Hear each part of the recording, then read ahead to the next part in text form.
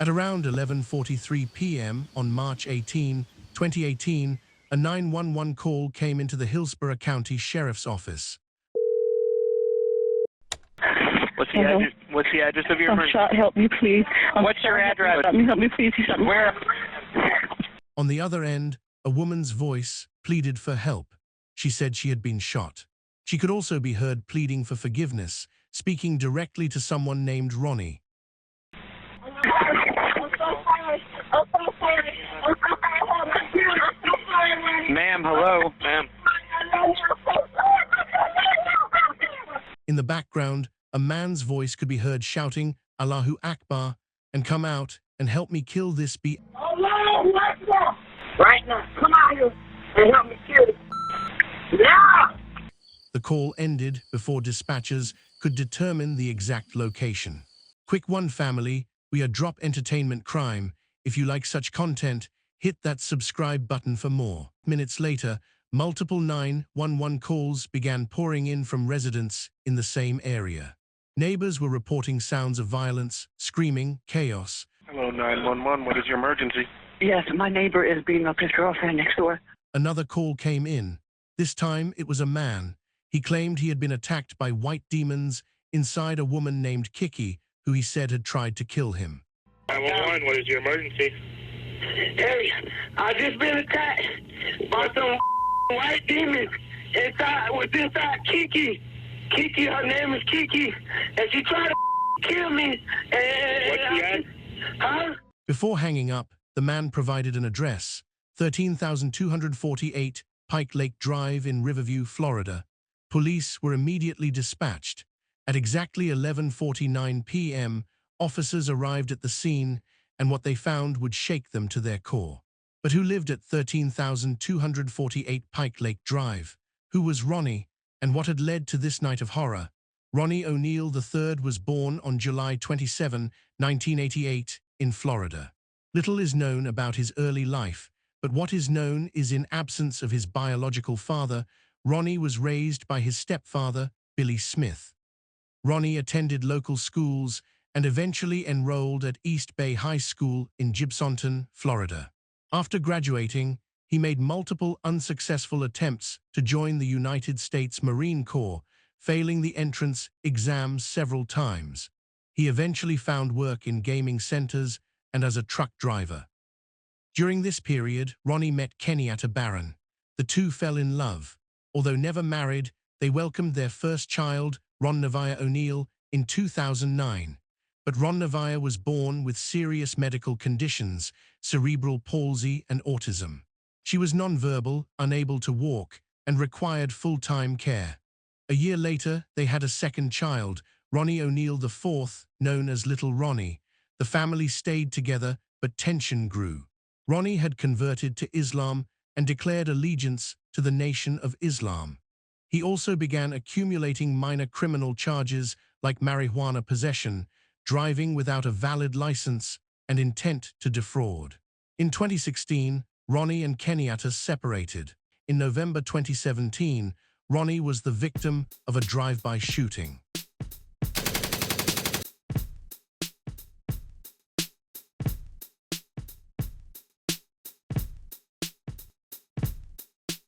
During emergency surgery, he flatlined multiple times. Luckily, he pulled through.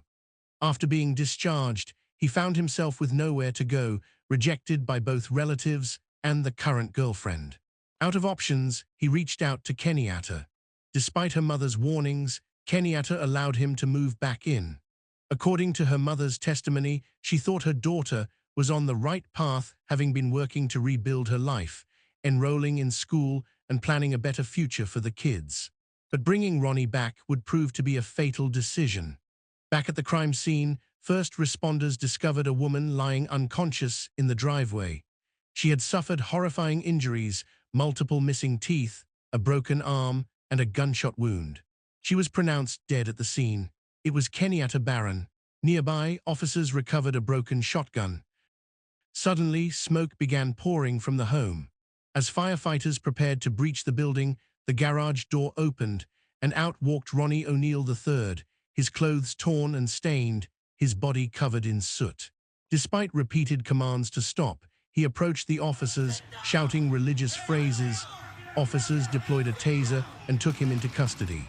Then, through the smoky haze of the front door, a small figure emerged, staggering, covered in blood. Before collapsing, the child whispered, "My dad killed my mom." It was little Ronnie. He had been stabbed multiple times and was rushed to the hospital in critical condition. Inside the house, detectives found a nightmare. The floor was so slick with blood they had to crawl on their hands and knees to navigate. In one of the bedrooms, they found the body of Ronnie O'Neal, now 9 years old. She had suffered fatal blunt force trauma. She had been beaten with a hatchet. At the police station, Ronnie was questioned. Officers began with basic inquiries: his name, where he was staying, and whether he had used drugs or alcohol. And also with me is Ronnie. Forgive me if I misspell anything, you just correct me, okay? But Ronnie O'Neal, is that your last name? Ronnie, are you the third or the second or a junior or? The third. The third, okay. And your date of birth, is it July 27th, 1988? Yes, sir. Yes, sir? Okay. All right. Just so you know, too, it's being recorded, both audio and also video. Video camera is right up there. You know what day it is by chance? No, sir. Okay. I know it was Sunday. It was Sunday? Okay. Yeah. All right. So right now it's 4 in the morning, so it is Monday. It's on the 19th. So I believe Sunday is when all this occurred. Let me just make sure I get your personal information right. Your current home address where you live right now, where's that at? I was staying there from time to time. That's There all I was being, doing, there just being where staying there. they found you tonight? At the Yeah. house? Okay. Yeah, that's Were you where I staying stayed. at another house though, away from there? Or No. were you staying with any parents or anything like that, or grandparents or anything like that? No. Okay, and I don't know that. I don't know if you were staying there or not. Okay. No, I just stay with her Okay. and my kids. You take any medication or anything like that, or no? No? All right. You been drinking anything, any kind of alcohol, late Sunday, going into early Monday morning? No, sir. Smoke any kind of drugs, anything like that? Any kind of weed, cocaine, any narcotics, anything? No. No? Ronnie told them he had been shot months earlier, but didn't know who was responsible. All right, you said that you were shot in the left leg. Is that an incident that happened in Robles Park? You said it happened in Robles Park, is that correct? Yeah, I think so. When did that happen? How long ago? I can't remember how many months, but it's like 4 or 5. I don't know. That's why I told him like 4 or 5 months. I don't know. Did you go to the hospital or anything for it, or no? Yeah. Yeah. What did they say happened? Did you break any bones or anything, or just through and through, or what? What happened? She got shot in the leg, and a bullet went through me. Bullet still sitting in me. Oh, it's still inside. It didn't go out. Yeah, it's still right there. You know who shot you or why it happened? No, sir. No. I don't. When asked about the current and former presidents of the United States, he answered correctly, indicating he was mentally competent. So we want to talk to you. You know who the president of the United States is right now? Well, yeah. Who? I'm Trump, man. Right. You know who the president was before him? President. Shit, I don't know. I think it was Barack Obama, Yeah, right? that's correct. That's correct. Shit. Did you vote for Trump? Did I vote for Trump? Yeah. Nah. No? Okay. I didn't vote for Obama either. Okay.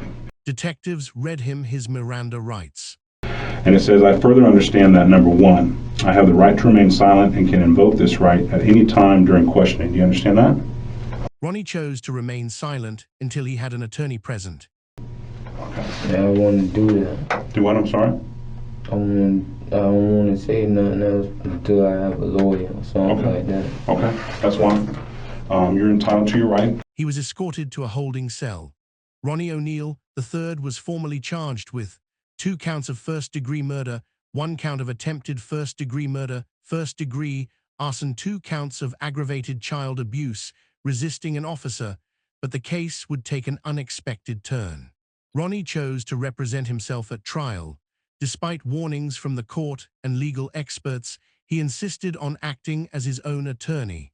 After a psychiatric evaluation deemed him competent, the court allowed it.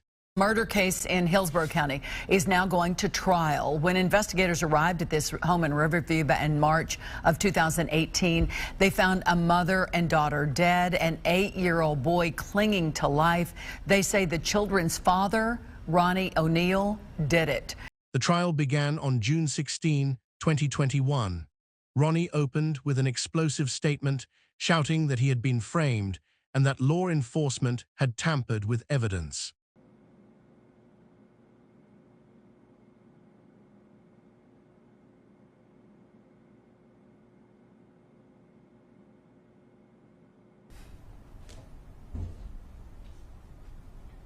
The evidence is going to show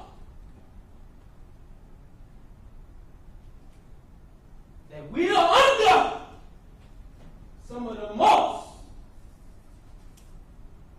vicious, lying,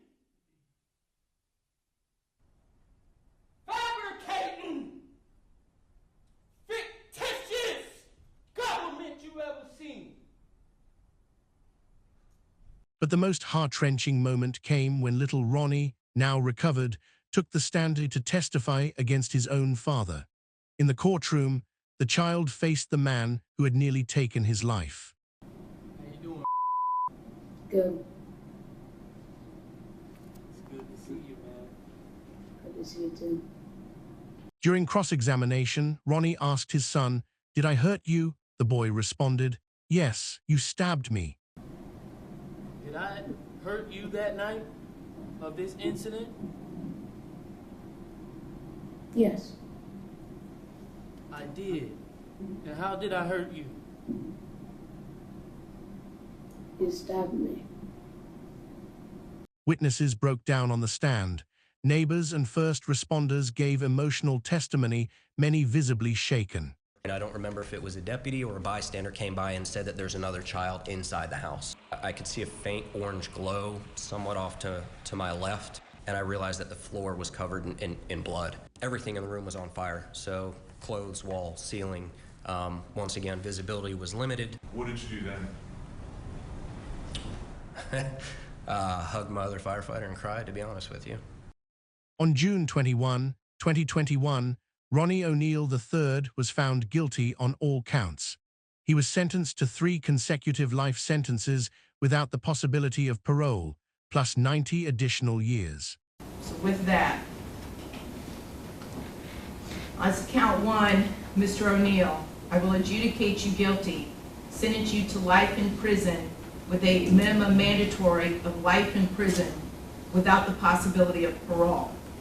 Count 2, I will adjudicate you guilty, and adjudicate you guilty on count 1 as well. Count 2, adjudicate you guilty, sentence you to life in prison without the possibility of parole, consecutive to count 1. On count 3, I'm going to sentence you on the attempted murder, adjudicate you guilty, sentence you to life in prison, running consecutive to counts 2 and consecutive to count 1. On count 4, on the arson, first-degree dwelling, I will adjudicate you guilty, sentence you to 30 years Florida State Prison to run consecutive to counts 1, 2, and 3. On count 5, aggravated child abuse, I'm going to adjudicate you guilty, sentence you to 30 years in the Florida State Prison to run consecutive to counts 1 through 4. On count 6, I'm going to adjudicate you guilty to aggravated child abuse, sentence you to 30 years in prison to run consecutive to counts 1 through 5. And on count 7, resisting arrest without violence, I will adjudicate you guilty, sentence you to time served. Credit for time served is 1,224 days. You have 30 days to appeal the judgment and sentence of the court. He is currently serving his sentence at Blackwater River Correctional Facility in Milton, Florida. Justice, though little delayed, had been served, but the scars, physical, emotional, and psychological, would remain forever. If you like such content, subscribe to our channel for more videos.